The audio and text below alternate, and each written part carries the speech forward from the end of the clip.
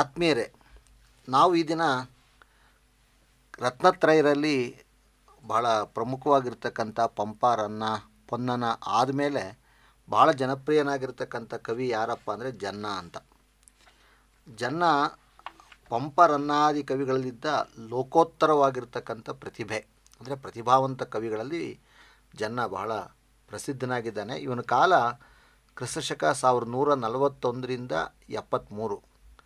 ಇವನ ತಂದೆ ಹೆಸರು ಶಂಕರ ಅಂತ, ತಾಯಿ ಗಂಗಾದೇವಿ, ಪತ್ನಿ ಲಕುಮಾದೇವಿ, ಸುಮನೋಬಾಣ ಅಂತಕ್ಕಂಥವರು ಇವನ ಗುರುಗಳು. ಹೊಯ್ಸಳ ದೊರೆ ಬಲ್ಲಾಳನಿಂದ ಉಭಯ ಕವಿ ಚಕ್ರವರ್ತಿ ಎಂಬ ಬಿರುದನ್ನು ಪಡೆದಿದ್ದ. ಈತನ ಮಗ ಬಳ್ಳ ಅಂದರೆ ಬಳ್ಳಾಳನ ಮಗನ ನರಸಿಂಹನ ಆಸ್ಥಾನದಲ್ಲಿ ಜನ್ನ ಇದ್ದ. ನಿಂದಿರೆ ದಂಡಾಧೀಶಂ, ಕುಳ್ಳಿರೆ ಮಂತ್ರಿ, ತೊಡಂಕೆ ಕವಿಯಾಗಿದ್ದನೆಂದು ಹೇಳಿಕೊಂಡಿದ್ದಾನೆ. ಅಂದರೆ ಇವನು ಯುದ್ಧ ಕಲೆ ಗೊತ್ತಿತ್ತು, ಮಂತ್ರಿಯಾಗಿಯೂ ಕೂಡ ಕೆಲಸ ಮಾಡಿದ್ದ, ಮತ್ತು ಕವಿಯಾಗಿಯೂ ಇದ್ದ. ಇವನು ಬಹಳ ಪ್ರಸಿದ್ಧನಾಗಿರ್ತಕ್ಕಂಥ ಕವಿ ಅನ್ನೋದ್ರೊಳಗೆ ಎರಡು ಮಾತಿಲ್ಲ. ಏಕೆಂದರೆ ಇವನ ಇಡೀ ಪರಿಸರವೇ ಕೂಡ ಬಹಳ ಪ್ರಸಿದ್ಧವಾದ ವಿದ್ವಾಂಸರಿಂದ ಅವರೆಲ್ಲ ಕೂಡಿದ್ದರು. ಏಕೆಂದರೆ ಎರಡನೇ ನಾಗವರ್ಮ ಇವನಿಗೆ ವಿದ್ಯಾಗುರು ಆಗಿದ್ದರು. ಭಕ್ತಿ ಸುಧಾರಣವ ಅಂತಕ್ಕಂಥ ಕರ್ತೃವಾದ ಮಲ್ಲಿಕಾರ್ಜುನನ ಮಡದಿ ಈತನ ಸಹೋದರಿ. ಇವರ ದಂಪತಿಗಳ ಮಗನೇ ಅಂದರೆ ಮಲ್ಲಿಕಾರ್ಜುನ ಮತ್ತು ಜನ್ನನ ತಂಗಿಯ ಮಗನೇ ಪ್ರಸಿದ್ಧನಾಗಿರ್ತಕ್ಕಂಥ ವೈಯಾಕರಣಿ ಕೇಶಿರಾಜ. ಇವತ್ತು ಕನ್ನಡ ಸಾಹಿತ್ಯದಲ್ಲಿ ಕನ್ನಡ ವ್ಯಾಕರಣವನ್ನು ಕೇಶಿರಾಜನ ಶಬ್ದಮಣಿ ದರ್ಪಣದಿಂದನೇ ನಾವು ತೀರ್ಮಾನ ಮಾಡ್ತಕ್ಕಂಥದ್ದು. ಅಂತಹ ತುಂಬ ದೊಡ್ಡದಾದ ಸಾಹಿತ್ಯ ವಲಯದಲ್ಲಿ ಇದ್ದಂಥವನು ಜನ್ನ ಅಂತಿದ್ದಾಗ ಇನ್ನೊಂದು ಬಹಳ ಪ್ರಸಿದ್ಧವಾದ ಕೃತಿ ಯಾವುದಪ್ಪ ಅಂದರೆ ಯಶೋಧರ ಚರಿತೆ ಅನ್ನೋದು. ಇದು ಲೌಕಿಕವಾಗಿರ್ತಕ್ಕಂಥ ಕಾವ್ಯ. ಅನಂತನಾಥ ಪುರಾಣ ಅಂತಕ್ಕಂಥ ಧಾರ್ಮಿಕ ಕೃತಿ ಕೂಡ ಬರೆದಿಯಾನೆ. ಅನುಭವ ಮುಕುರಂ ಎಂಬ ಕಾಮಶಾಸ್ತ್ರಕ್ಕೆ ಸಂಬಂಧಪಟ್ಟಿರ್ತಕ್ಕಂಥ ಕೃತಿನೂ ಇದೆ. ಮತ್ತು 2 ಶಾಸನಗಳು ಕವಿ ಜನ್ನನಿಂದ ರಚನೆಯಾಗಿದೆ ಅನ್ನೋದು ನಾವು ಗಮನಿಸಬೇಕಾಗಿರ್ತಕ್ಕಂಥ ವಿಚಾರ. ಯಶೋಧರ ಚರಿತೆ ಅನ್ನೋದು ಬಹಳ ಪ್ರಸಿದ್ಧವಾದ ಕಾವ್ಯ. ಇವತ್ತಿಗೂ ಬಹಳಷ್ಟು ಜನ ಕನ್ನಡಿಗರು ಈ ಕಾವ್ಯವನ್ನು ಭಾಳ ಇಷ್ಟಪಡ್ತಾರೆ. ಅದರೊಳಗೂ ಬಹಳ ಮುಖ್ಯವಾಗಿ ಅಮೃತಮತಿಯ ಪಾತ್ರವನ್ನು ನಾವು ಮತ್ತೆ ನೆನಪು ಮಾಡ್ಕೊತೀವಿ. ಈ ಯಶೋಧರ ಚರಿತೆ ಅನ್ನೋದು 4 ಅವತಾರಗಳಲ್ಲಿದೆ. ಕತೆ 4 ಅವತಾರಗಳಲ್ಲಿದೆ.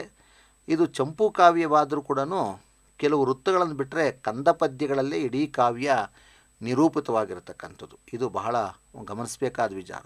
ಕಂದ ಪದ್ಯನೇ ಜಾಸ್ತಿ. ಸಂಸ್ಕೃತದ ವಾದಿರಾಜನ ಯಶೋಧರ ಚರಿತೆಯು ಜನ್ನನಿಗೆ ಆಧಾರವಾಗಿದ್ದರೂ ಕೂಡ ಕನ್ನಡತನವನ್ನು, ದೇಸಿ ಸೊಬಗನ್ನು ಕೃತಿಯಲ್ಲಿ ಜನ್ನ ಮೆರೆದಿದ್ದಾನೆ ಅನ್ನೋದನ್ನು ನಾವು ಯಾವತ್ತೂ ಮರಿಬಾರದು. ನನಗೆ ಮೊದಲೇ ಹೇಳಿದಂತೆ ಯಶೋಧರನ ರಾಜನ ಹೆಂಡತಿಯಾಗಿರ್ತಕ್ಕಂಥ ಅಮೃತಮತಿ, ಅವಳು ಅರಮನೆಯ ಮಾವುತ ಅಷ್ಟಾವಂಕನ ಹಾಡು ಕೇಳಿ ಮನಸೋತು ಅವನ ನಲ್ಲೆಯಾದುದು ಈ ಕಥೆಯ ಬೀಜ, ಅಂದರೆ ಅದರ ಮೂಲ. ಬದಗನ ಹಾಡಿಗೆ ಮನಸೋತ ಅಮೃತಮತಿ ತನ್ನ ಗೆಳತಿಗೆ ಹಣವನ್ನು ನೀಡಿ, ದುಡ್ಡನ್ನು ಕೊಟ್ಟು ಆ ಒಂದು ದಾಸಿಗೆ ಆ ಮಾವುತನ ಬಗ್ಗೆ ತಿಳಿಯೋದಕ್ಕೆ ಭಾಳ ಆಸೆ ಪಡ್ತಾಳೆ. ಆ ದಾಸಿ ಹೋಗಿ ಅವನು ನೋಡ್ಕೊಂಬಂದು ಅವನು ಹೇಗಿದ್ದ ಅನ್ನೋದನ್ನು ವಿವರಣೆ ಕೊಡೋದೇ ನಾವು ಇವತ್ತು ನಿಮ್ಮ ಜೊತೆಗೆ ಮಾತಾಡಬೇಕಾಗಿರ್ತಕ್ಕಂತಹ ಕಥಾಭಾಗ ಆಗಿದೆ. ಯಾರು ಯಶೋಧರ, ಅವನ ಹಿನ್ನೆಲೆಯನ್ನು ತಿಳ್ಕೊಳ್ತಾ ನಾವು ಹೋಗೋಣ. ಸಣ್ಣದಾಗಿ ಅಲ್ಲಲ್ಲೇ ಚಿಕ್ಕದಾಗಿ ಕಂದ ಪದ್ಯಗಳಾಗಿರೋದ್ರಿಂದಾಗಿ ಅದನ್ನು ವಿವರಣೆ, ಆ ಹಳಗನ್ನಡದ ಪದ್ಯವನ್ನು ನಾನು ಸರಳವಾಗಿ ಓದ್ತಾ ಅರ್ಥ ವಿವರಣೆಯನ್ನು ಕೊಡ್ತಾ ಹೋಗ್ತೀನಿ. ಬಹಳ ಅದ್ಭುತವಾದ ಕಾವ್ಯವನ್ನು ನಾವು ಆಸ್ವಾದಿಸೋಣ, ನಾವು ಕೇಳೋಣ ಅಂತ ನಿಮ್ಮ ಎಲ್ಲರಿಗೂ ಕೂಡ ಪ್ರೀತಿಯಿಂದ ಅಭ್ಯುದಯ ಯೂಟ್ಯೂಬ್ ಚಾನಲ್ಲು ಸ್ವಾಗತ ಕೋರ್ತಾ ಇದೆ. ಹೇಗಿತ್ತು ಇದಕ್ಕೆ ಶೀರ್ಷಿಕೆ 2 ಕೊಡ್ಬೋದು. ಒಂದು ಚಿತ್ರಂ ಅಪಾತ್ರೆ ರಮತೆ ನಾರಿ ಅನ್ನೋದು. ಎರಡನೇದು ಆ ಒಂದು ಪ್ರಸಿದ್ಧವಾದ ಇನ್ನೊಂದು ಮರಳೇ ಪೊಲ್ಲಮೇಯೇ ಲೇಸು ನಲ್ಲರ ಮೈಯೊಳ್ ಅನ್ನುವುದು ಕೂಡ 2 ಉದ್ಗಾರಗಳನ್ನು ನಾವಿಲ್ಲಿ ಕೊಡೋದಕ್ಕೆ ಸಾಧ್ಯ ಆಗ್ತದೆ. 2 ಶೀರ್ಷಿಕೆ ಹೆಸರು. ದೊರೆವಡದ ಯಶೌಗನ ಭೂವರ ತಿಳಕನ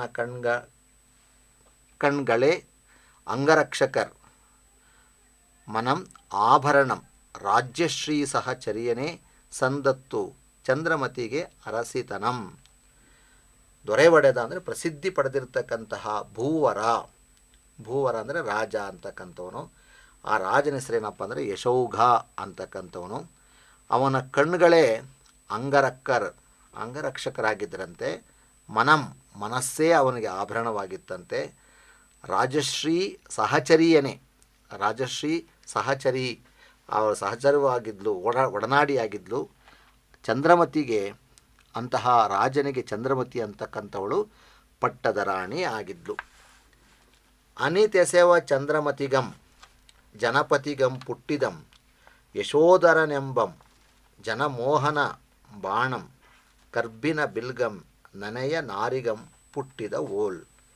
ಇಲ್ಲೊಂದು ಯಾವ ರೀತಿ ಒಂದು ಹೋಲಿಕೆಯನ್ನು ಕೊಟ್ಟು ಹೇಳ್ತೇನೆ. ಅಷ್ಟು ಪ್ರೀತಿಯಿಂದ ಅನಿತು ಎಸೆವ ಶೋಭಿಸುವ ಚಂದ್ರಮತಿಗೂ, ಜನಪತಿ ಅಂದರೆ ರಾಜನಾಗಿರ್ತಕ್ಕಂಥ ಯಶೋಧರನಿಗೂ, ಯಶೋಗನಿಗೂ ಯಶೋಧರ ಎಂಬ ಒಬ್ಬ ಮಗ ಅವನು ಹೇಗಿದ್ದಪ್ಪ ಅಂದರೆ ಕರ್ಬಿನ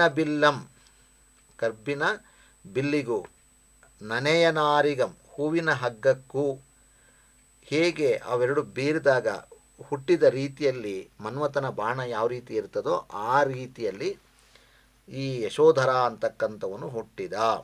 ಅಂದರೆ ಚಂದ್ರಮತಿ ಯಶೋಧರನ ತಾಯಿ, ತಂದೆ ಯಶೋಗ, ಅವರಿಬ್ಬರು ಪ್ರೀತಿಯಿಂದ ಒಬ್ಬರನ್ನೊಬ್ಬರು ಇಷ್ಟಪಡ್ತಿದ್ರು. ಕಬ್ಬಿನ ಬಿಲ್ಲಿಗೂ ಹೂವಿನ ಹಗ್ಗಕ್ಕೂ ಜನಮೋಹಕವಾದ ಮನ್ಮಥನ ಬಾಣವು ಹುಟ್ಟುವ ರೀತಿಯಲ್ಲಿ ಯಶೋಧರ ಅಂತಕ್ಕಂಥ ಮಗನು ಹುಟ್ಟಿದ.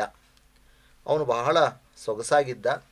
ನೋಡುವ ಕಣ್ಗಳ ಸಿರಿ, ಮಾತಾಡುವ ಬಾಯಿಗಳ ರಸಾಯನಂ, ಸಂತಸಿಂ ಕೂಡುವ ತೋಳ್ಗಳ ಪುಣ್ಯಂ, ನಾಡಾಡಿಯೇ ರೂಪು ಕುವರ ವಿದ್ಯಾಧರನ.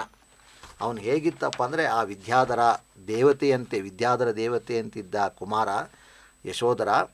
ಅವನು ರೂಪ ಅಂತಕ್ಕಂಥದ್ದು ವಿಶೇಷವಾಗಿತ್ತು. ನಾಡಾಡಿಯೇ ಸಾಮಾನ್ಯವೇ, ಅವಳು ವಿಶೇಷವಾದದ್ದು.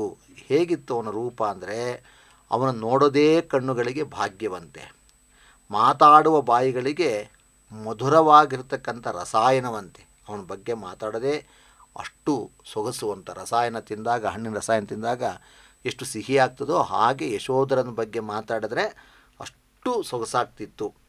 ಆ ರೀತಿ ಅವನನ್ನು ಎತ್ಕೊಂಡು ಮುದ್ದಾಡದೆ ತೋಳುಗಳ ಪುಣ್ಯ ಎನ್ನುವಂತೆ ಆ ಮಗು ಬೆಳೀತು. ಅಂತಹ ಅವನು ಯಶೋಧರ ಬೆಳೆದ, ದೊಡ್ಡವನಾದ ಮೇಲೆ ಅವನಿಗೆ ಅಮೃತಮತಿ ಅಂತಕ್ಕಂಥ ಒಬ್ಬ ಹೆಣ್ಣನ್ನು ತಂದು ಮದುವೆ ಮಾಡಿದ್ರು.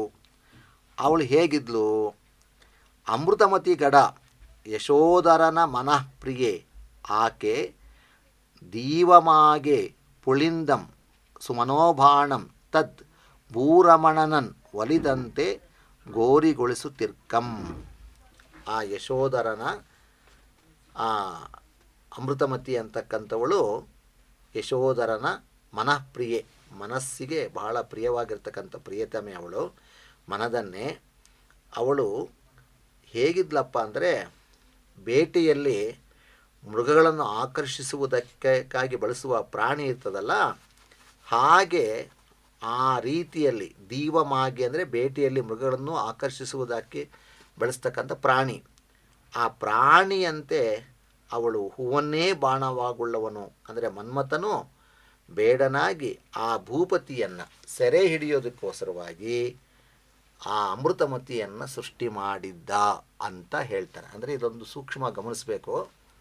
ಬೇಟೆ ಆಡೋದಕ್ಕೆ ಒಂದು ಪ್ರಾಣಿಯನ್ನು ಅದನ್ನು ಇಟ್ಟಿರ್ತಾರೆ, ಆಕರ್ಷಿಸುವುದಕ್ಕೆ ಇಟ್ಟಿರ್ತಾರೆ. ಒಂದು ಸಾರಿ ಬೇಟೆ ಆಡ್ತು ಅಂದರೆ ಆ ಪ್ರಾಣ ಕಳ್ಕೊಂಡಂಗೆ ಅಲ್ವಾ. ಇಲ್ಲಿ ಕೂಡ ಯಶೋಧರನ ಯಶಸ್ಸು, ಅವನ ಕೀರ್ತಿ ನಾಶ ಆಗೋದಕ್ಕೆ ಅಮೃತಮತಿನೇ ಕಾರಣ ಆಗ್ತಾಳೇನೋ. ದೀವಮಾಗೆ ಅಂದರೆ ಅವಳೇ ಪ್ರಾಣಿ, ಬೇಟೆ ಆಡ್ತಕ್ಕಂಥ ಪ್ರಾಣಿ ಆಗಿಬಿಡ್ತಾಳೇನೋ ಅನ್ನುವಂತೆ ಕವಿ ಇಲ್ಲಿ ಸೂಕ್ಷ್ಮತೆಯನ್ನು ಹೇಳ್ತಿದ್ದಾನೆ. ಅಂದರೆ ಅವಳಿಂದನೇ ಇವನ ಸರ್ವವಶವು, ಸರ್ವ ಯಶಸ್ಸು ಕೂಡ ನಾಶ ಆಯಿತು ಅಂತ. ಅವನಿರ್ಪನ್ ಓರ್ಮೆ ಸಭಾಮಣಿ ಭವನದಿಂದಂಬರ ತರಂಗಿಣಿ ಪುಳಿಮನೆ ಎರಸುವ ಹಂಸನಂತೆ ಶಯ್ಯಾಧವಳ ಪ್ರಾಸಾದ ತಳಂ ಏರಿದನ್ ಅರಸ. ಅವನು ಒಮ್ಮೆ ರಾಜನಾಗಿರ್ತಕ್ಕಂಥ ಯಶೋಧರನು ರತ್ನಖಚಿತವಾಗಿರ್ತಕ್ಕಂಥ ಸಭಾಮಣಿ ಸಭಾಮಂದಿರದಿಂದ ಅವನು ಬರ್ತಾನೆ. ಆಕಾಶಗಂಗೆಯ ಪುಲಿನ ಸ್ಥಾನಕ್ಕೆ ಏರಿ ಹೋಗುವ ಅಂಶದಂತೆ ಶುಭ್ರವಾಗಿರ್ತಕ್ಕಂಥ ಉಪ್ಪರಿಗೆಯ ನೇರಿ ತನ್ನ ಶಯಾಗೃಹಕ್ಕೆ ಅವನು ಬರುತ್ತಾನೆ. ಪ್ರಾಸಾದ ತಳಮನ್ ಏರಿದನ್, ಶುಭ್ರವಾಗಿರ್ತಕ್ಕಂಥ ಉಪ್ಪರಿಗೆಯ ನೇರಿ ತನ್ನ ಶಯ್ಯಾಗೃಹ ಅಂದರೆ ಮಲಗುವ ಮನೆಗೆ ಅವನು ಬಂದ. ಅಮೃತಮತಿ ಸಹಿತಂ ಚಂದ್ರಮತಿಯ ಸುತನು ಅಂತು ಮೆರವ ಧವಳ ಅಂದರೆ ಧವಳಾರದೋಳ್, ಆ ಶುಭ್ರವಾಗಿರ್ತಕ್ಕಂಥ ಉಪ್ಪರಿಗೆಯಲ್ಲಿ ಅಭ್ರಮೆರಸು, ಅಭ್ರಮ್ ಅಂದರೆ ಐರಾವತದ ಹೆಣ್ಣಾನೆಯಂತೆ, ಅಭ್ರಂ ಎರಸು, ಏರಿಸುವ ಅಭ್ರಗಜಂ ಅಂದರೆ ಐರಾವತ. ವಿಭ್ರಮದಿಂ ಸಜ್ಜರಕ್ಕೆ ಬಂದ ಓಲ್ ಯಸುಗಂ ಅಂದರೆ ಹೆಣ್ಣಾನೆ, ಐರಾವತದ ಹೆಣ್ಣಾನೆ ಅಂತೆ ಚಂದ್ರಮತಿಯ ಆ ಒಂದು ಸೊಸೆಯಾಗಿರ್ತಕ್ಕಂಥ ಅಮೃತಮತಿ ಅವಳು ಐರಾವತದ ಹೆಣ್ಣಾನೆ ಅಂತಿದ್ಲು. ಯಶೋಧರ ಗಂಡಾನೆ ಅಂತ ಇದ್ದರು. ಹೆಣ್ಣಾನೆ ಅಮೃತಮತಿ, ಗಂಡಾನೆ ಯಶೋಧರ. ಅವರಿಬ್ಬರು ಆ ರೀತಿಯಲ್ಲಿ ಎರಡು ಗಂಡು ಮತ್ತು ಹೆಣ್ಣು ಆನೆಗಳು ಇರುವಂತೆ ಅವರಿಬ್ಬರೂ ಕೂಡ ಶೋಭಿಸುತ್ತಾ ಶಯ್ಯಾಗೃಹಕ್ಕೆ ಬಂದರು, ಅಂದರೆ ಮಲಗುವ ಮನೆಗೆ ಬಂದರು. ಹಾಗೆ ಬಂದಾಗ ಹೃದಯ ಪ್ರಿಯರ್ ಹೊರಗಿದ ಪದದೋಳ್ ಗರಟಿಗೆಯ ಚಾವದುಕ್ಕಡದಲ್ ಮಗ್ಗಿದ ಪೊತ್ತು ಸೂಳ್ಗೆ ಕರಮಾಡದ ಪಕ್ಕದೋಳಿದ್ದ ಪಟ್ಟದಾನೆಯ ಬದಗಂ. ಆ ರೀತಿ ಇದ್ದಂಥ ಪ್ರಣಯಗಳಿಬ್ಬರೂ ಕೂಡ ಮಲಗಿರ್ತಕ್ಕಂಥ ಸಮಯದಲ್ಲಿ ಜಾವದಲ್ಲೂ ಗಸ್ತು ತಿರುಗ್ತಕ್ಕಂತಹ ಮುಂಗಾವಲು ಪಡೆ ಇತ್ತಲ್ಲ, ಗರಟಿಗೆಯ ಅಂದರೆ ಗಸ್ತು ತಿರುಗ್ತಕ್ಕಂಥ ಸಮಯದಲ್ಲಿ ಜಾವದೇ ಅಂದರೆ ಸಮಯ 3 ಗಂಟೆಗೆ ಒಂದು ಸರಿ ಜಾವ ಅಂತ ಕರೀತಾರೆ. ಆ ರೀತಿ ಸಮಯದಲ್ಲಿ ಉಕ್ಕಡದ ಮುಂಗಾವಲು ಪಡೆಯ ನೆಲೆಯಲ್ಲಿರ್ತಕ್ಕಂಥ ಊಲಿ ಅಂದರೆ ಸದ್ದು ಮುರಿದ ಕಡಿಮೆಯಾಗಿರ್ತಕ್ಕಂಥ ಹೊತ್ತಿನಲ್ಲಿ ಸೂಳ್ಗೆ ಅಂದರೆ ತನ್ನ ಸರದಿ ಬರುವಗೋಸ್ಕರವಾಗಿ ಕರುಮಾಡದ ಉಪ್ಪರಿಗೆಯ ಪಕ್ಕದೊಳ್ಳಿದ್ದ ಪಟ್ಟದಾನೆಯ ಬದಗಂ, ಆ ಬದಗ ಅಂದರೆ ಮಾವುಟಿಗನು ಅವನು ಬಂದು ಆ ಉಪ್ಪರಿಗೆ ಇತ್ತು, ರಾಣಿಯ ಮಲಗುವ ಮನೆ ಇತ್ತು, ಆ ಪಕ್ಕದಲ್ಲೇ ಅವನು ಬದಲಾವಣೆ ಆಗ್ತಿದ್ದಾನೆ. ಅಂಥ ಸಮಯದಲ್ಲಿ ಬಂದಾಗ ಏನಾಯಿತು, ಬಿನದಕ್ಕೆ ಪಾಡುತ್ತೀರೆ ನುಂದನಿ ನಿದ್ರೆಗೆ ಕತಕ ಬೀಜಂ ಆಯಿತು ಎನೆ ಮೃಗಲೋಚನೆ ತಿಳಿದಾಲಿಸಿ ಮುಟ್ಟಿದ ಮನಮಂ ತೊಟ್ಟನೆ ಪಸಾಯನ ದಾನಂಗೊಳ್ಟಳ್. ವಿಶೇಷವಾದಂಥ ಪದ್ಯ ಇದು. ಬಿನದಕ್ಕೆ ಅಂದರೆ ಸಂತೋಷಕ್ಕಾಗಿ, ಪಾಡುತ್ತೀರೆ ಹಾಡುತ್ತಿದ್ದರೆ, ನುಂದನಿ ಇಂಪಾಗಿರ್ತಕ್ಕಂತಹ ಧ್ವನಿಯು, ನಿದ್ರೆಗೆ ಕತಕ ಬೀಜಮಾಯಿತು ಕದಡಿದ ನೀರನ್ನು ತಿಳಿಗೊಳಿಸ್ತಕ್ಕಂಥ ರೀತಿಯಲ್ಲಿ ಅವನ ಹಾಡು ಅವಳಿಗೆ ಭಂಗವನ್ನು ತಂದುಬಿಡುತ್ತದೆ, ಬೀಜವಾಯಿತು ಎನ್ನುವಂತೆ ಅಮೃತಮತಿ ನಿದ್ರೆಯಿಂದ ಎಚ್ಚರಗೊಂಡು ಅವಳು ಮನಸ್ಸಿಟ್ಟು ಮೃಗಲೋಚನೆ, ಅವಳ ಕಣ್ಣುಗಳು ಹೇಗಿತ್ತು, ಜಿಂಕೆಯ ಕಣ್ಣುಗಳಿಂತಿತ್ತಂತೆ. ಅವಳು ತಿಳಿದು ಆಲಿಸಿ ಅವಳು ಆ ಒಂದು ಹಾಡನ್ನು ಅತ್ಯಂತ ಇಷ್ಟಪಟ್ಟು ಕೇಳಿದಾಳೆ. ಕೇಳಿದ ತಕ್ಷಣವೇ ಮುಟ್ಟಿದ ಮನಸ್ಸಿಗೆ ಆ ಹಾಡು ಮುಟ್ಟಿದೆ. ತಕ್ಷಣವೇ ತನ್ನ ಮನಸ್ಸನ್ನು ಪಸಾಯನ ದಾನಂ ಕೊಟ್ಟಳು. ಪಸಾಯನ ದಾನ ಅಂದರೆ ಉಡುಗೊರೆಯಾಗಿ ತನ್ನ ಮನಸ್ಸನ್ನೇ ಆ ಮಾವುಟಿಗನಿಗೆ, ಆ ಬದಗನಿಗೆ ಅವಳು ತಕ್ಷಣವೇ ಕೊಟ್ಟುಬಿಟ್ಲು. ಯಾವಾಗ ಅವನ ಹಾಡು ಇವಳ ಮನಸ್ಸಿಗೆ ಅದು ತಾಕ್ತೋ ತಕ್ಷಣವೇ ಕೊಟ್ಟುಬಿಟ್ಲು. ಅಂತೆಸೆಯ ಪಾಡುತ್ತಿರೆ ತದ್ ದಂಪತಿ ನೂತ್ನ ಗೀತ ಪಾತನ ವಿಕಲಸ್ವಾಂತೆಗೆ ನೋಡುವ ಕೂಡುವ ಚಿಂತೆ ಕಡಲ್ವರಿದುದಂದು ಬೆಳಗಪ್ಪಿನಗಂ.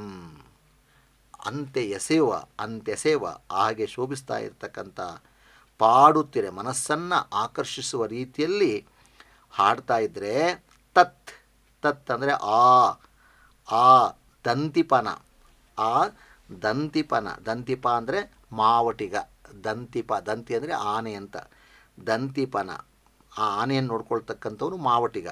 ದಂತಿಪನ ಅತಿ ನೂತ್ನ ಗೀತೆ, ಅತಿ ಹೆಚ್ಚಾಗಿರ್ತಕ್ಕಂತಹ, ನೂತ್ನ ಅಂದರೆ ನೂತನವಾದ ಹೊಸದಾದ, ಗೀತ ಅಂದರೆ ಆ ಸಂಗೀತವು ಪಾತನ, ಪಾತನ ಪಾತನ ಅಂದರೆ ಬೀಳುವಿಕೆ ಅಂತ. ಎಲ್ಲಿ ಬೀಳ್ತಾ ಇತ್ತು? ಕಿವಿಗೆ ಬೀಳ್ತಾ ಇತ್ತು. ಯಾರಿಗೆ? ಅಮೃತಮತಿಯ ಕಿವಿಗೆ ಬೀಳ್ತಾ ಇತ್ತು. ಆ ಬೀಳುವಿಕೆಗಿಂದ ವಿಕಲ ಸ್ವಾಂತೆಗೆ, ವಿಕಲ ಅಂದರೆ ವಿಕಾರ ಹೊಂದಿರತಕ್ಕಂತಹ ಮನಸ್ಸುಳ್ಳ ಅಮೃತಮತಿಗೆ ಏನಾಯಿತು? ಅವನನ್ನು ನೋಡುವ, ಯಾರನ್ನು? ಆ ಬದಗನನ್ನು, ಆ ಮಾವಟಿಗನನ್ನು, ಆ ದಂತಿಪನನ್ನು ನೋಡುವ, ಮತ್ತು ಕೂಡುವ, ಅವನ ಜೊತೆಗೆ ಬೆರಿತಕ್ಕಂತಹ, ಸೇರಬೇಕು ಅಂತಕ್ಕಂತಹ ಚಿಂತೆ ಕಡಲ್ವರಿದುದು. ಆ ಚಿಂತೆ ಹೆಂಗಿತ್ತಪ್ಪ ಅಂದರೆ ಸಮುದ್ರದೋಪಾದಿಯಲ್ಲಿ ಅವಳಿಗೆ ಆ ಚಿಂತೆ ಬಂದ್ಬಿಡ್ತಂತೆ. ಯಾವಾಗ?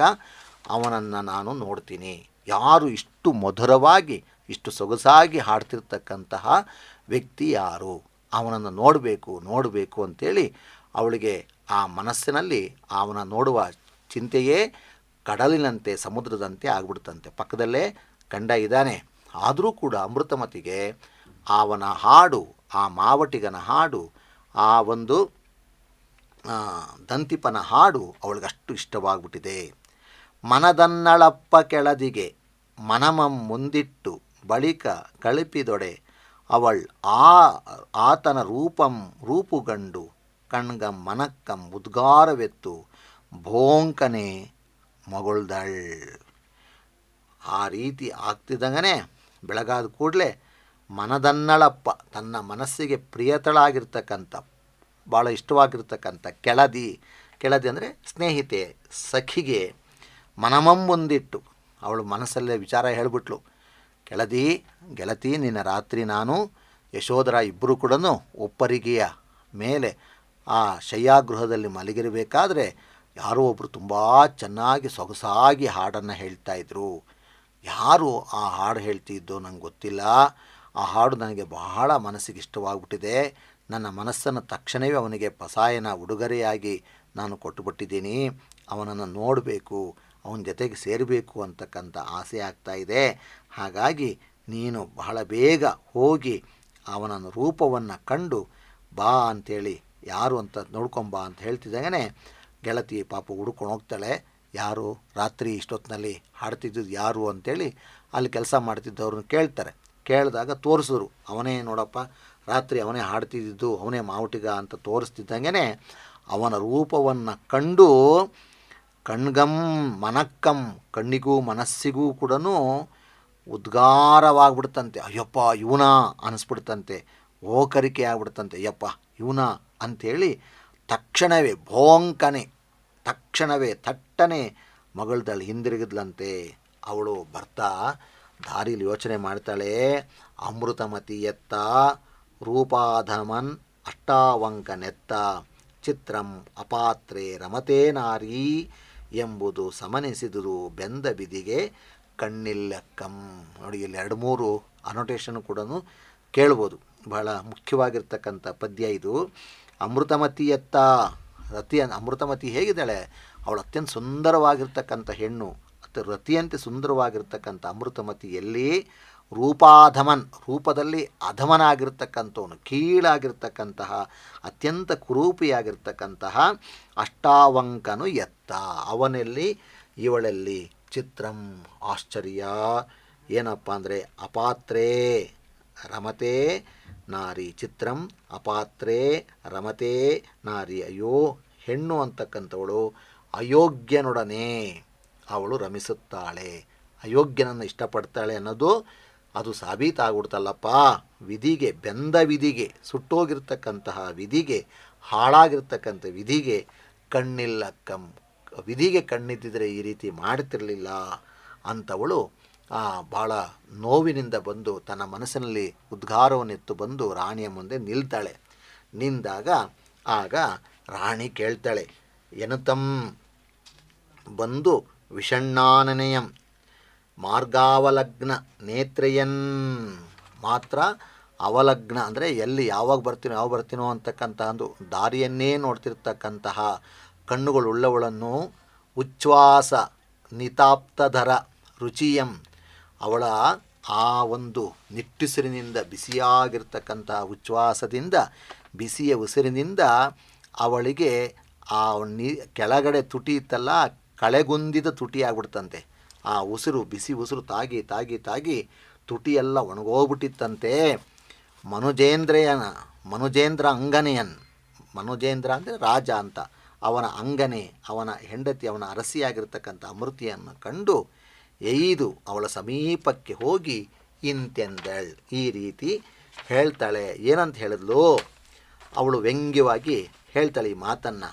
ಕಂತುವಿನ ಕೈಯ ಕೂರಸಿಯಂತಿರೇ ಗರಗರಿಕೆ ಒಡೆದು ಪೊಳೆವಸಿಯಳೆ ನೀನ್ ಇಂತಪ್ಪ ಕಾಮದೇವಂಗೆ ಎಂತಾಯ್ದರಸಿ ಕೂರ್ತೆ ಎಂದೆನ್ ಆ ಕೂರ್ತೆ ಇಂದೆನ್ ಎಂದೆ ಎಂದು ಆನ್ ಅರಿಯಂ, ನಾನು ಗೊತ್ತಿಲ್ಲ ಇಂಥವನನ್ನು ಹೇಗೆ ಇಷ್ಟಪಟ್ಟೆ ಅಂತೇಳಿ ನನಗೆ ಗೊತ್ತಿಲ್ಲ ಅನ್ನುವಂಥ. ಏನು ಕಂತು ಅಂದರೆ ಮನ್ಮಥ ಕಾಮದೇವ, ಕಾಮನ ಕೈಯ ಕೂರಸಿ, ಅಂದರೆ ಹರಿತವಾಗಿರ್ತಕ್ಕಂಥ ಹಸಿ ಅಂದರೆ ಖಡ್ಗ ಅಂತ. ಕೈಯ ಕೂರಸಿಯಂತಿರೆ, ಕೈಯ ಹರಿತವಾಗಿರ್ತಕ್ಕಂಥ ಖಡ್ಗದಂತಿರುವಳು. ಅಂದರೆ ನೀನು ಸುಮ್ಮನೆ ತಾಕಿದ್ರೆ ಸಾಕು ಅವನ ಪ್ರಾಣ ಹೊರಟೋಗ್ಬಿಡುತ್ತೆ, ನೀನು ನೋಡಿದ್ರೆ ಸಾಕು ಎಂಥವನು ನಿನ್ನ ಹಿಂದೆ ಬಿದ್ದುಬಿಡ್ತಾರೆ. ಅಂತಹ ಅಪ್ರತಿಮ ಸುಂದರಿಯಾಗಿರ್ತಕ್ಕಂಥ ಗರಗರಿಕೆ ಒಡೆದು ಬಹಳ ಚೆಲುವನ್ನು ಪಡೆದು ಹೊಳೆಯುವ ಹಸಿಯಳೆ ಖಡ್ಗದಂತಿರ್ತಕ್ಕಂಥವಳೇ ನೀನು ಇಂತಪ್ಪ ಈ ರೀತಿಯ ಕಾಮದೇವಂಗೆ, ಅವನು ನೋಡಿದ್ರೆ ನಿನಗೆ ಯಾವ ರೀತಿಯಲ್ಲೂ ಕೂಡ ಸಮನಲ್ಲ, ಇಂಥ ಅವನನ್ನು ಕಾಮದೇವ ಅಂತೇಳಿ ಇವಳು ವ್ಯಂಗ್ಯ ಮಾಡ್ತಾಳೆ. ಇಂತಹ ಮನ್ಮಥನನ್ನು ಹೇಗೆ ಆಯ್ದಮ್ಮ, ಅದು ಮನ್ಮಥಂಗೆ ಕಾಮದೇವಂಗೆ ಎಂತ ಆಯ್ದ ಅರಸಿ, ಎಂತೂ ಆಯ್ದೆ ಅರಸಿ, ಎಂತೂ ಹೇಗೆ ನೀನು ಹುಡುಕದೆ ಅರಸಿ, ಕೂರ್ತೆಯಿಂದ ಹೇಗೆ ಪ್ರೀತಿಸಿದೆ ಎಂದು ನಾನು ಅರಿಯಂ, ನನಗೆ ಗೊತ್ತಿಲ್ಲಮ್ಮ. ನೀನಿಂತಹ ಸುಂದರಿ, ನೀನು ಅಪ್ರತಿಮ ಚೆಲುವೆ, ನೀನು ಇಂಥವಳು, ಆ ಮಾವಟಿಗನನ್ನು ಹೇಗಿಷ್ಟಪಟ್ಟೆ ಅಂದಾಗ ಇವನ ಆ ಒಂದು ವ್ಯಂಗ್ಯ ಅರ್ಥ ಆಗಲಿಲ್ಲ. ಯಾರಿಗೆ? ಅಮೃತಮತಿಗೆ.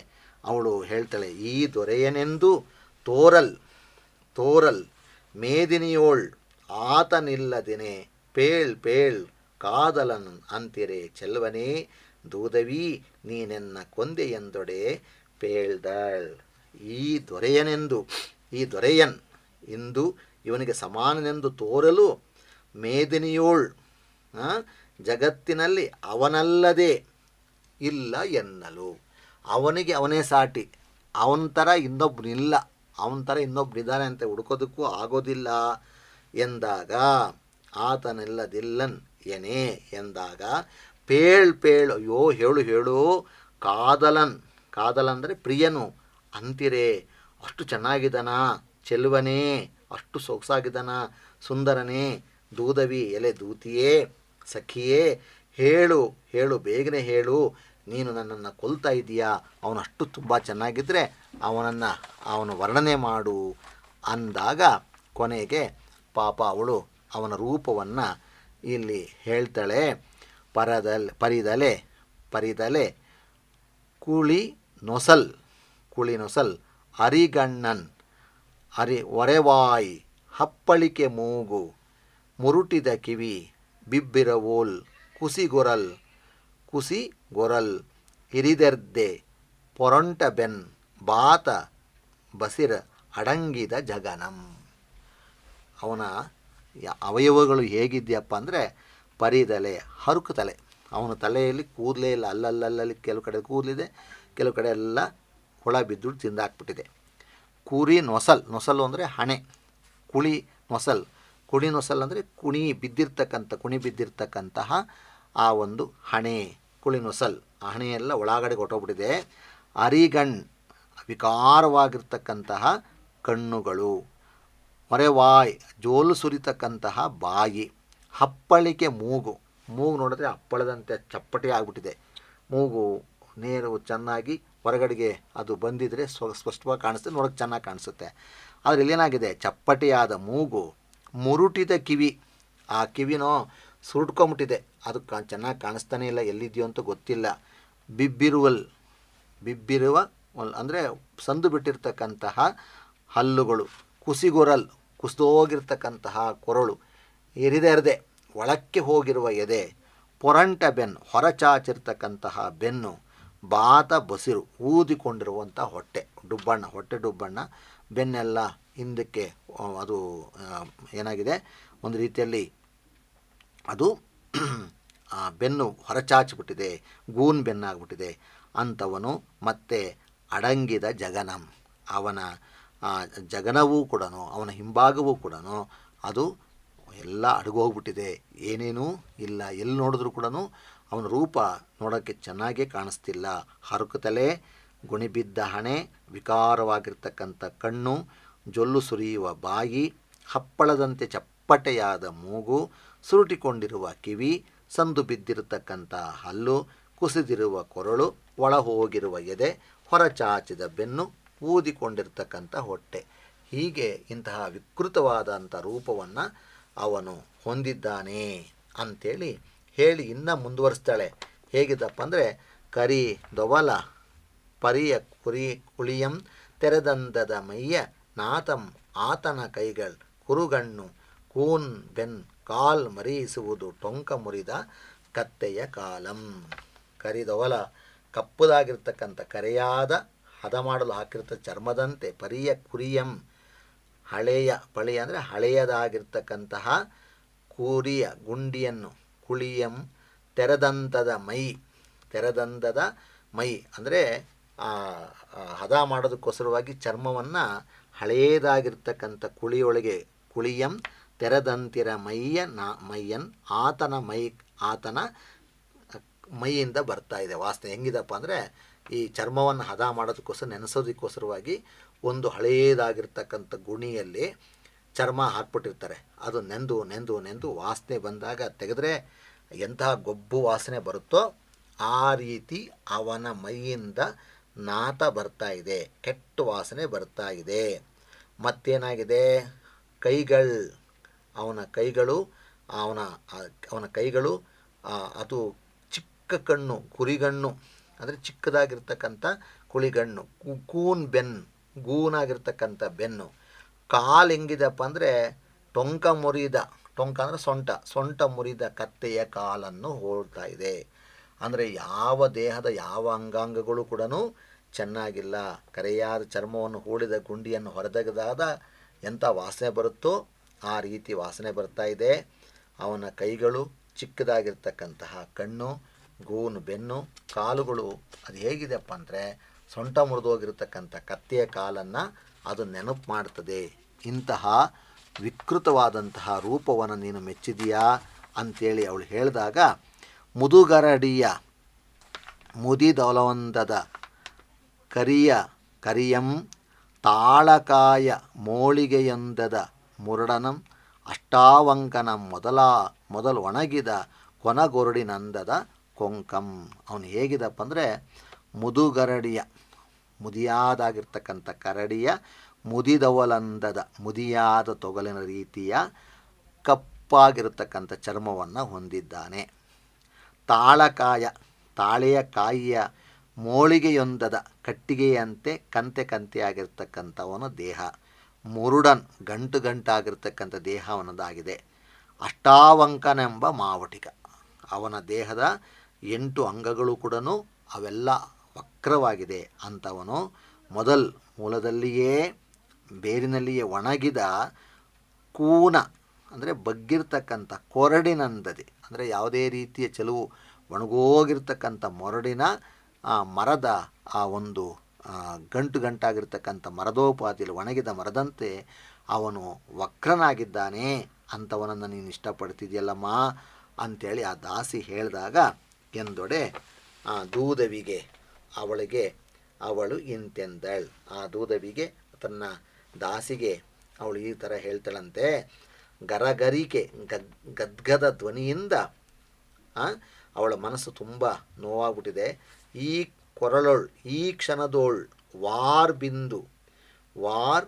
ಬಿಂದು ಅಂದರೆ ಕಣ್ಣೀರು, ವಾರ್ ಬಿಂದು ಅಂದರೆ ಕಣ್ಣೀರು ಮಿಡುಕಿದೆದೆಯೊಳದು ಒದವೇ ಪುಳಿಂದನ ಕಣೆಗಟ್ಟಿನಿಂದ ವನ ಹರಣಿಯ ಓಲ್. ಅವಳು ಕಾಡಿನ ಜಿಂಕೆಯಂತೆ ಆಗ್ಬಿಟ್ಲಂತೆ. ಅಂದರೆ ಅವಳು ಮಾತಾಡ್ತಾ ಆ ದನಿಯೆಲ್ಲ ಗದ್ಗದವಾಗ್ಬಿಡ್ತು, ಕಣ್ಣಿನಲ್ಲಿ ನೀರು ಬರ್ತಾ ಇದೆ, ಹೃದಯದಲ್ಲಿ ನಡುಕ ಉಂಟಾಗ್ತಾ ಇದೆ. ಬೇಡನ ಬಾಣಕ್ಕೆ ನೋಡಿದ್ರ ವನಹರಣಿಯಂತೆ ಅಂದರೆ ಬೇಡನ ಬಾಣಕ್ಕೆ ಸಿಕ್ಕಿರ್ತಕ್ಕಂಥ ಕಾಡಿನ ಹೆಣ್ಣು ಜಿಂಕೆಯಂತೆ ಮನ್ಮಥನ ಬಾಧೆಗೆ ಒಳಗಾಗಿರ್ತಕ್ಕಂತಹ ಅಮೃತಮತಿ ಆ ದಾಸಿಗೆ ಹೀಗೆಂದ್ಲಂತೆ. ಏನಂತ ಹೇಳ್ತಾ ನೋಡಿ, ಕರಿದಾದೊಡೆ ಕತ್ತೂರಿಯಂ ಮುರುಡಾದೊಡೆ ಮಲಯ ಜಗಂಗಳಂ ಕೊಂಕಿದಡೆ ಚಾಪಮನ್ ಏಂ ಇಳಿಕೈವರೇ ಅವಹೇಳನ ಮಾಡುತ್ತಾರೆಯೇ ಮರುಳೇ ಪೊಲ್ಲಮೇಯೇ ಲೇಸು ನಲ್ಲರ ಮೈಯೋಳ್. ಅಲ್ಲಮ್ಮ, ಕರಿಯ ಬಣ್ಣದ್ದಾಗಿದೆ ಅಂತ ಕಸ್ತೂರಿಯನ್ನು ಯಾರಾದರೂ ಬಿಡ್ತಾರಾ? ಕರಿದಾದೊಡೆ ಕಸ್ತೂರಿಯಂ ಅದನ್ನು ಬಿಟ್ಬಿಡ್ತಾರ? ಮುರುಡು ಅಂದರೆ ಅದೆಲ್ಲ ಒಂದು ಗಂಟಾಗಿದೆ ಅಂಥೇಳಿ ಶ್ರೀಗಂಧದ ಮಲಯ ಜಂಗಳಂ ಆ ಶ್ರೀಗಂಧದ ಕೊರಡನ್ನು ಯಾರಾದರೂ ಬಿಟ್ಬಿಡ್ತಾರ? ಮಲಯ ಜಂಗಳಂ ಅಂದರೆ ಶ್ರೀಗಂಧದ ಕೊರಡನ್ನು ಯಾರಾದರೂ ಬಿಸಾಕ್ತಾರ? ಕೊಂಕಿರ್ತದಪ್ಪ, ಅದು ಬಗ್ಗಿದೆ ಅಂಥೇಳಿ ಆ ಸ್ಮರಚಾಪವನ್ನು ಅಂದರೆ ಆ ಒಂದು ಕಾಮನ ಬಿಲ್ಲನ್ನು ಯಾರಾದರೂ ಅವಹೇಳನ ಮಾಡ್ತಾರ? ಇಳಿಕೈವರೆ ಅದನ್ನು ಅವಮಾನ ಮಾಡ್ತಾರೆಯಾ? ಇಲ್ಲ. ಅದೇ ರೀತಿ ಮುರಳೇ ಹುಚ್ಚಿ ಪೊಲ್ಲಮಯ್ಯೇ ಲೇಸು ನಲ್ಲರ ಮೈಯೋಳ್, ಅವನ ರೂಪವೇ ಚೆನ್ನಾಗಿದೆ, ಅದೇ ನಮಗೆ ಇಷ್ಟ ಅಂಥೇಳಿ ಅವಳು ಹೇಳ್ತಾಳೆ. ಹೇಳಿಬಿಟ್ಟು ಮುಂದೆ ಏನಾಯಿತು ನೋಡಿ, ಒಲವಾದಡೆ ರೂಪಿನ ಕೋಟೆಲೆಯೇವುದೋ ಕಾರ್ಯಮಾಗೆ ಕಾರಣದಿಂ ಫಲಮೇನ್ ಇಂದೆನಗಾತನೇ ಕುಲದೈವಂ ಕಾಮದೇವಂ ಇಂದ್ರಂ ಚಂದ್ರಂ. ಇವತ್ತು ನನಗೆ ಅವನೇ ಆ ಪ್ರೀತಿ ಉಂಟಾದ ಮೇಲೆ ರೂಪಿನ ಕೋಟಲೆ ಅಂತಕ್ಕಂಥದ್ದು ಯಾತಕ್ಕೆ? ಅದು ಬೇಕಾಗಿಲ್ಲ. ಪ್ರೀತಿ ಉಂಟಾದ ಮೇಲೆ ರೂಪ ಹೇಗಿದ್ದಾಗಿರಲಿ, ಅದರಿಂದ ನಮಗೇನು ಸಂಬಂಧ ಇಲ್ಲ. ಒಂದು ಕೆಲಸ ಆಯಿತಾ, ಕೆಲಸ ಆದಮೇಲೆ ಆ ಕೆಲಸ ಆಗೋದಕ್ಕೆ ಕಾರಣ ಯಾವುದು ಅಂತ ಹುಡುಕಿ ಏನು ಪ್ರಯೋಜನ? ಅದು ಬೇಕಾಗಿಲ್ಲ. ಹಾಗಾಗಿ ಇವತ್ತಿಗೆ ಅವನೇ ನನಗೆ ಕುಲದೈವ, ಅವನೇ ಕಾಮದೇವ, ಅವನೇ ಇಂದ್ರನು ಚಂದ್ರನು ಅಂಥೇಳಿ ಅವಳು ತೀರ್ಮಾನ ಮಾಡ್ತಾಳೆ. ಎಂದಾಕೆಗೆ ಲಂಚಮನ್ ಇತ್ತು ಅಂತ ಹೇಳಿ ಅವನೇ ನನಗೆ ಚಂದ್ರ, ಅವನೇ ಇಂದ್ರ, ಅವನೇ ನನಗೆ ಕಾಮದೇವ ಅಂತ ಹೇಳ್ಬಿಟ್ಟು ಆ ದಾಸಿಗೆ ಅವಳು ಲಂಚ ಕೊಟ್ಬಿಟ್ಲಂತೆ, ದುಡ್ಡು ಕೊಟ್ಲಂತೆ. ಲಂಚಮನ್ ಇತ್ತು ಎಂದೆನೆಂದು ಎರವಿಗೊಂಡು ಬೇಡ್ಕೊಂಡ್ಲಂತೆ. ಕಳಿಪುದಂ ಕಳುಹಿಸಲು ಅವಳು ಆ ಸಂಧಿದೊಡೆ ಅಮೃತಮತಿ ರಾತ್ರಿಂದಂ ಹಗಲು ರಾತ್ರಿ ಎರಡೂ ಕೂಡ ಆತನೊಳೆ ಅವನಲ್ಲಿ ಆ ಮಾವಟಕನ ಜೊತೆಗೆ ಅವಳೇನು ಮಾಡೋದು, ತೆರಪುಗಳಂ ಸೇರಲು ಅವಕಾಶಗಳನ್ನು ಸಲ್ಲಿಸಿದಾಳ್. ಅವರಿಬ್ಬರೂ ಕೂಡ ಸೇರೋದಕ್ಕೆ ಅವಕಾಶವಾಗುವಂತೆ ಆ ದೂತಿಯು ಅವರಿಗೆ ಸಹಾಯ ಮಾಡಿದ್ಲು ಅಂಥೇಳಿ ಈ ಒಂದು ಪದ್ಯಭಾಗ ಬರ್ತದೆ. ಇದು ಬಹಳ ವಿಶೇಷವಾದ ಕನ್ನಡ ಸಾಹಿತ್ಯದಲ್ಲಿ ಬಹಳ ಚರ್ಚೆ ಆಗ್ತಕ್ಕಂಥ ಒಂದು ಸಂದರ್ಭ. ಪ್ರೀತಿ ಅಂತಕ್ಕಂಥದಕ್ಕೆ ರೂಪದ ಗೊಡವೆ ಏಕೆ ಅಂಥೇಳಿ ಅಮೃತಮತಿ ಹೇಳ್ತಕ್ಕಂಥ ಮಾತು ಇವತ್ತಿಗೂ ಕೂಡ ಅನೇಕ ಜನರ ಆ ಒಂದು ಪ್ರಶ್ನೆಗೆ ಉತ್ತರವನ್ನು ಕಂಡುಕೊಳ್ಳೋಕ್ಕೆ ಆಗದೇ ಇರತಕ್ಕಂಥ ಸ್ಥಿತಿಯನ್ನು ತೋರಿಸ್ತಾ ಇದೆ. ಪ್ರಿಯ ವಿದ್ಯಾರ್ಥಿಗಳೇ, ಈ ಸಂದರ್ಭವನ್ನು ನಿಮ್ಮ ಜೊತೆಗೆ ಹಂಚ್ಕೊಂಡಿದ್ದೀನಿ ಅಂತ ಹೇಳ್ತಾ ಮತ್ತೊಮ್ಮೆ ನಾನು ನಿಮ್ಮನ್ನು ಭೇಟಿ ಮಾಡ್ತೀನಿ ಇನ್ನೊಂದು ಪ್ರಸಂಗದೊಂದಿಗೆ.